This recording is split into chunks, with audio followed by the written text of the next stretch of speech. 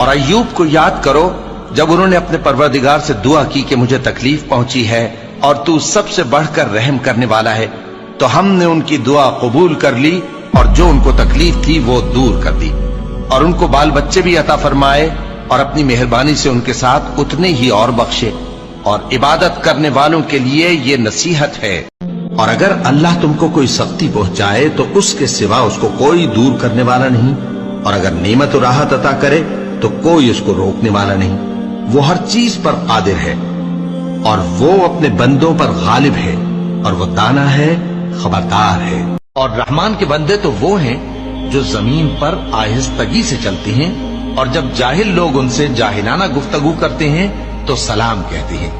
اور وہ جو اپنے پروردگار کے آگے سجدے کر کے اور عز و ادب سے کھڑے رہ کر راتیں بسر کرتے ہیں، اور وہ جو دعا مانگتے رہتے ہیں کہ اے پروردگار دوزخ کے عذاب کو ہم سے دور رکھیو کہ اس کا عذاب چمٹنے والا ہے، بے شک دوزخ ٹھہرنے اور رہنے کی بہت بری جگہ ہے۔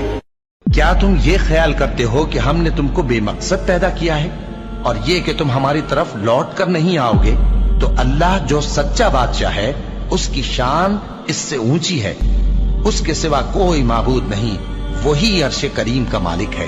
اور جو شخص اللہ کے ساتھ اور معبود کو پکارتا ہے جس کی اس کے پاس کچھ بھی سند نہیں، تو اس کا حساب اس کے رب کے ہاں ہوگا۔ کچھ شک نہیں کہ کافر کامیاب نہیں ہوں گے۔ اور اللہ سے دعا کرو کہ میرے پروردگار مجھے بخش دے اور مجھ پر رحم کر، اور تو سب سے بہتر رحم فرمانے والا ہے۔ جب جمعے کے دن نماز کے لیے اذان دی جائے تو اللہ کے ذکر کی طرف لپکو اور خرید و فروخت ترک کر دو، اگر سمجھو تو یہ تمہارے حق میں بہتر ہے۔ پھر جب نماز ہو چکے تو زمین میں پھیل جاؤ اور اللہ کا فضل تلاش کرو، اور اللہ کو بہت بہت یاد کرتے رہو تاکہ کامیاب ہو جاؤ۔ اس کی شان یہ ہے کہ جب وہ کسی چیز کا ارادہ کرتا ہے تو اس سے فرما دیتا ہے کہ ہو جا، تو وہ ہو جاتی ہے۔ وہ ذات پاک ہے جس کے ہاتھ میں ہر چیز کی حکومت ہے، اور اسی کی طرف تم کو لوٹ کر جانا ہے۔ وہی تو ہے جو تم کو ڈرانے اور امید دلانے کے لیے بجلی دکھاتا اور بھاری بھاری بادل پیدا کرتا ہے، اور رعد اور فرشتے سب اس کے خوف سے اس کی تسبیح و تحمید کرتے رہتے ہیں۔ اور وہی بجلیاں بھیجتا ہے، پھر جس پر چاہتا ہے گرا بھی دیتا ہے، جبکہ وہ اللہ کے بارے میں جھگڑتے ہیں، اور وہ بڑی قوت والا ہے۔ اگر تم پرہیزگار رہنا چاہتی ہو تو کسی اجنبی شخص سے نرم لہجے میں بات نہ کرو، تاکہ وہ شخص جس کے دل میں کسی طرح کا روگ ہے کوئی امید نہ پیدا کر لے۔ اور دستور کے مطابق بات کیا کرو، اور اپنے گھروں میں ٹھہری رہو، اور جس طرح پہلے جاہلیت کے دنوں میں زیب و زینت کی نمائش کی جاتی تھی اس طرح اظہار زینت نہ کرو، اور نماز پڑھتی رہو اور زکوٰۃ دیتی رہو، اور اللہ اور اس کے رسول کی فرما برداری کرتی رہو۔